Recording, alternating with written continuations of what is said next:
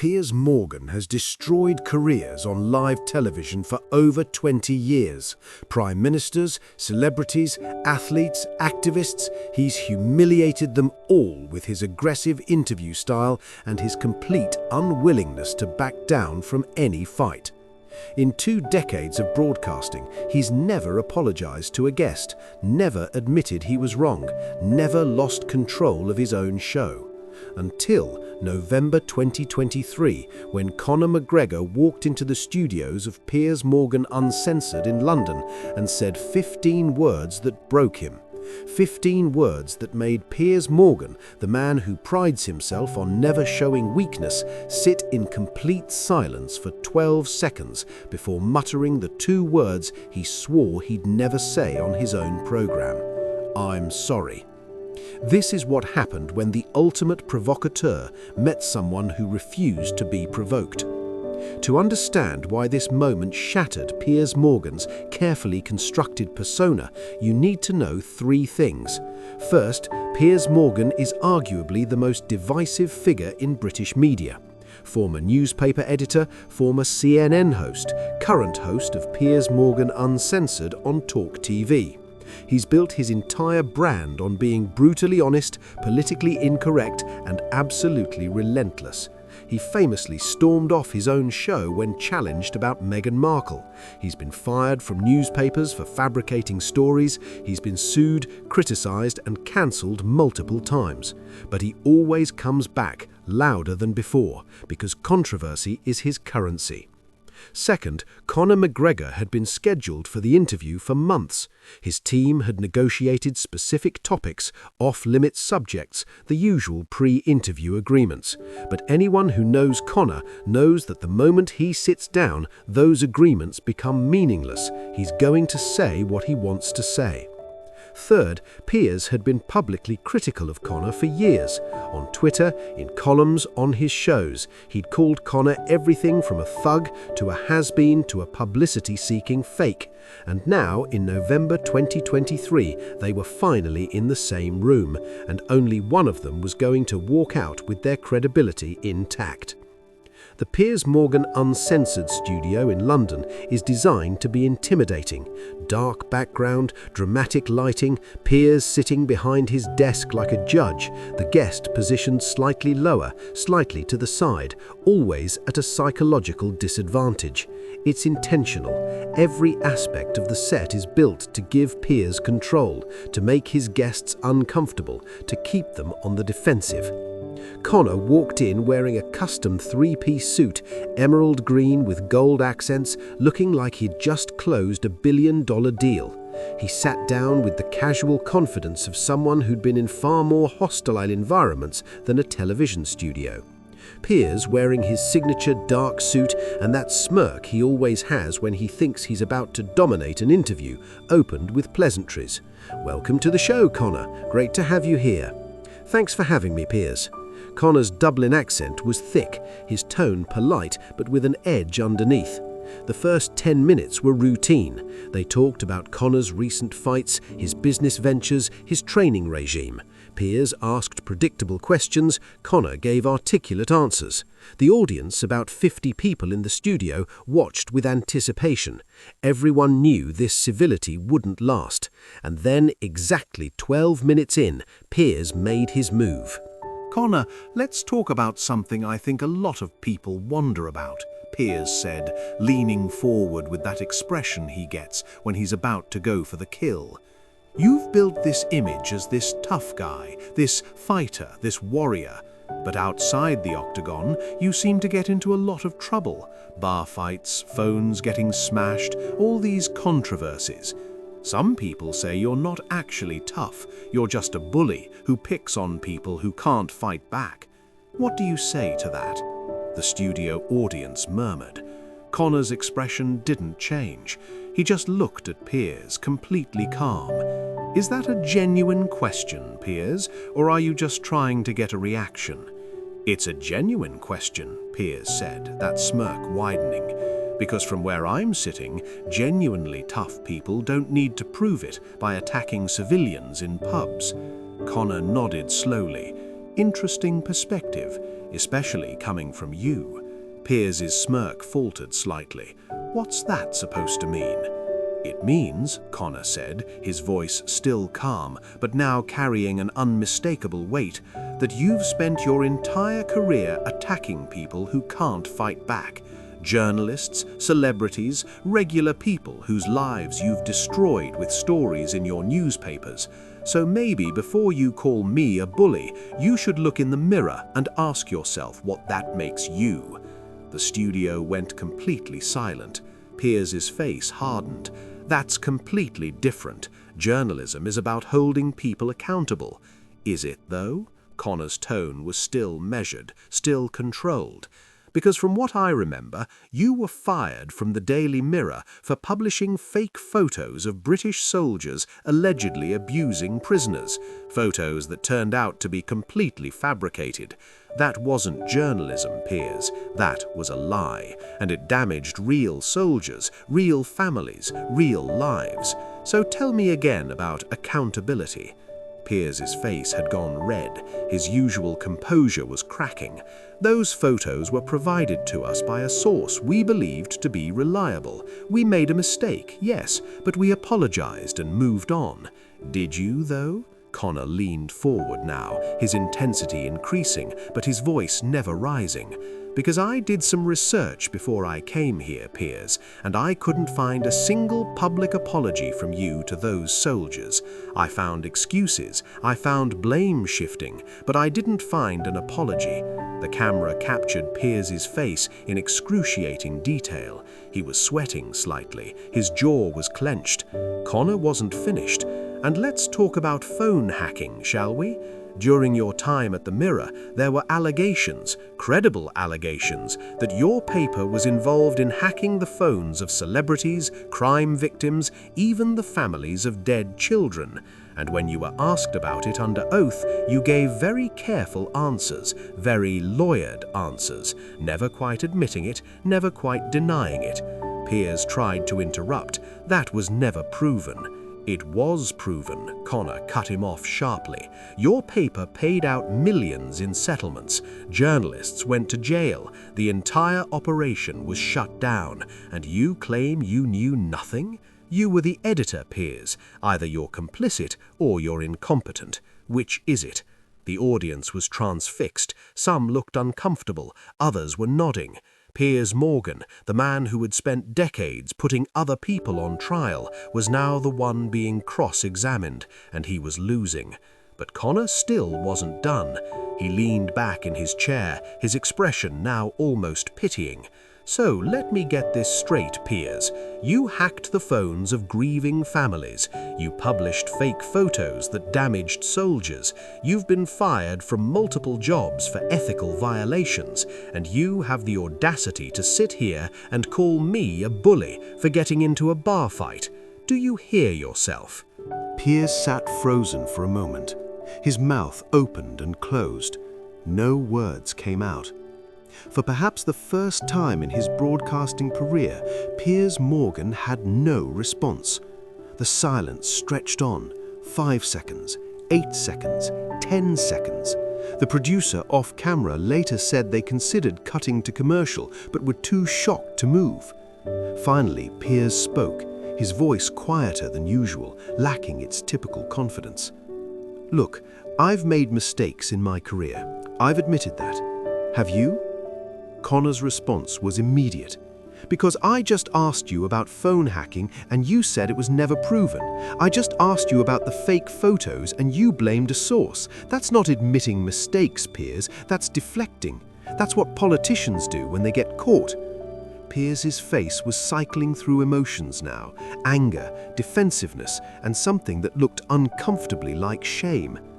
The thing is, Conor, and I mean this genuinely, I think you're a brilliant fighter. I think you're a smart businessman, but I also think you have a responsibility to behave better. Conor's expression hardened.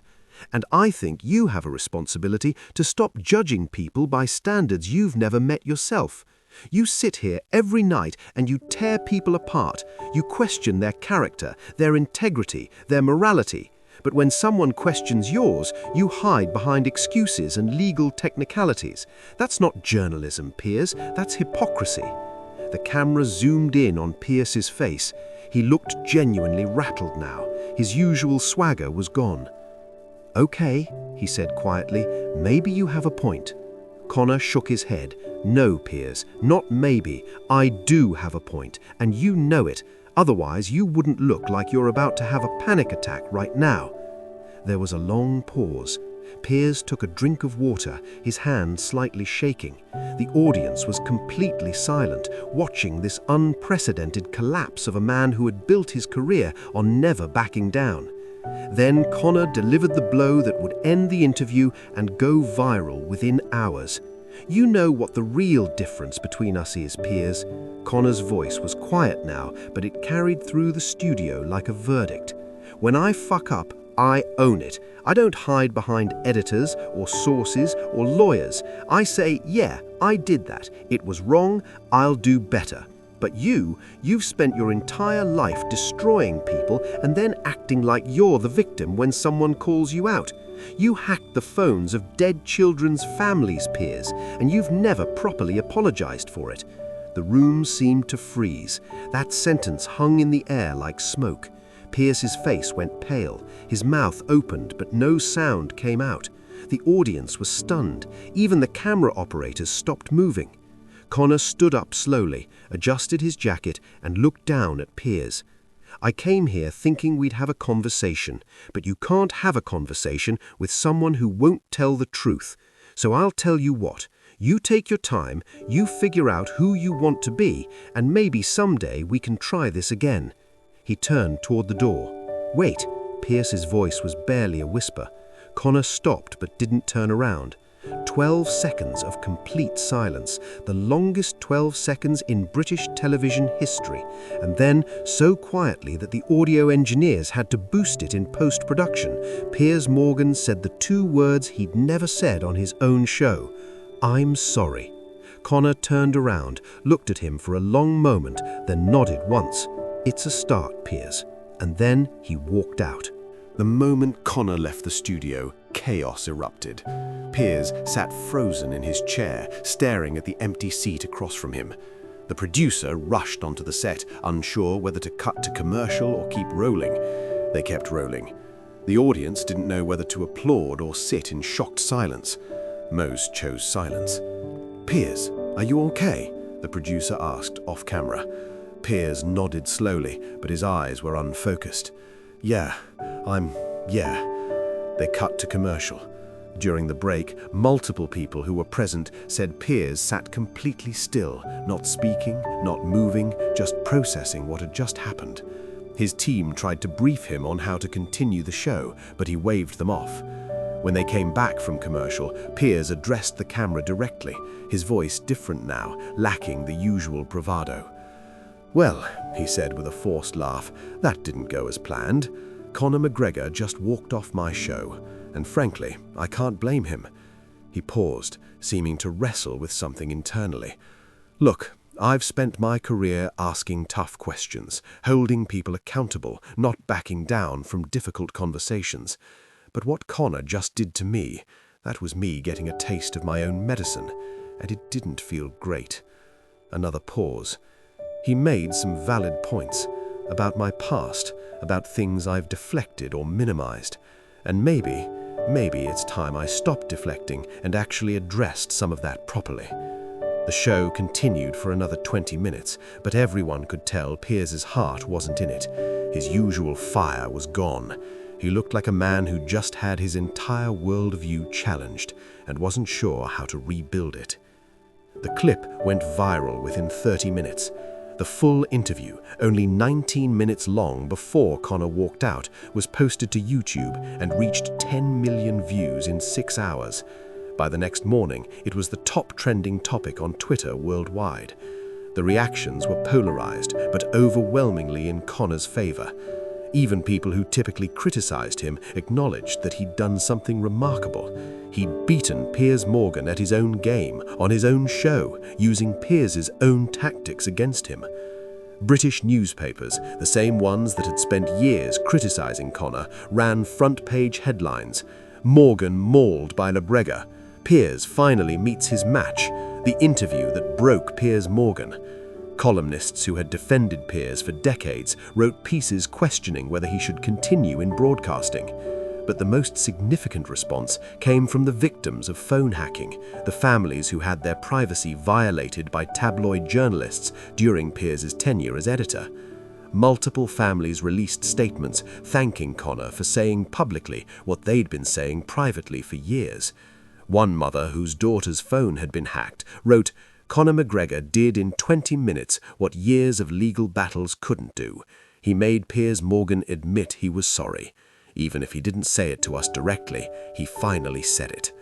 Piers himself went silent on social media for 3 days, unprecedented for a man who typically tweeted dozens of times per day. When he finally posted, it was uncharacteristically brief. That was a difficult conversation. I have a lot to think about. In the weeks and months that followed, people close to Piers Morgan noticed changes. His interviews became less aggressive, more willing to listen, less interested in scoring points, and more interested in actual dialogue. He didn't transform overnight into a different person, that would be unrealistic, but the edge softened. 2 months after the Conor interview, Piers did something shocking. He recorded a segment on his show addressing the phone hacking scandal directly, without deflection, without excuses. He didn't name Conor explicitly, but everyone understood what had prompted it. "I've spent years avoiding certain questions about my time in newspapers," he said, looking directly at the camera. "I've hidden behind legal language, behind no comment, behind the complexity of it all. But the truth is simpler than I wanted to admit. Things happened on my watch that were wrong. Privacy was violated, people were hurt, and whether I personally knew about every instance or not, I was in charge. That makes me responsible." He paused, and for once his emotions seemed genuine rather than performative. "So to anyone who was affected by actions of papers I edited, I'm sorry, truly. I can't undo it, but I can acknowledge it, and I can try to do better going forward."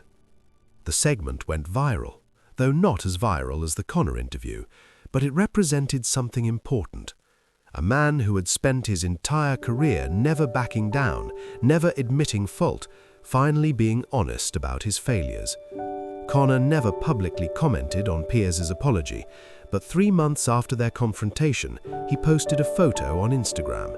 It was a screenshot of Piers's apology segment with a simple caption, "Growth, respect."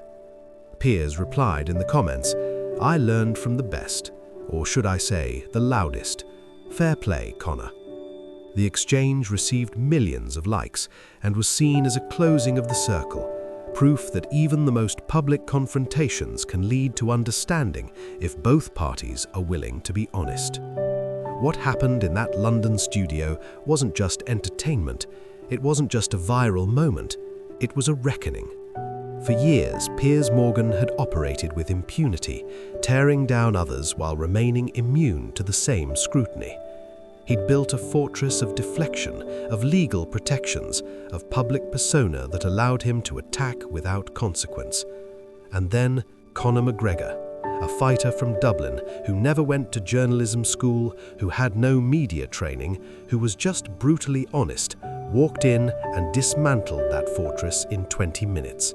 Not with violence, not with insults, but with truth. The same weapon Piers claimed to wield turned against him with devastating precision. The 15 words that broke Piers Morgan, "You hacked the phones of dead children's families and you've never properly apologized for it," weren't just an accusation, they were a mirror, a reflection of everything Piers had spent years running from. And when confronted with his own reflection, when forced to see himself as clearly as he saw everyone else, he broke. Because the truth, delivered without mercy but with accuracy, is the most powerful weapon that exists. It doesn't matter if you're the toughest fighter or the most ruthless journalist. When someone tells you the truth about yourself, a truth you've been avoiding, You have two choices: accept it or run. And for 12 seconds, Piers Morgan did both. He accepted it with his apology, and then he ran with his silence. But those 12 seconds changed everything. They showed that even the most protected, powerful, seemingly untouchable people are vulnerable to one thing: honesty. Conor McGregor didn't destroy Piers Morgan. Piers' own past did that. Conor just forced him to look at it. And sometimes that's all it takes. Sometimes the most devastating thing you can do to someone isn't to attack them, it's to tell them the truth and let them sit with it.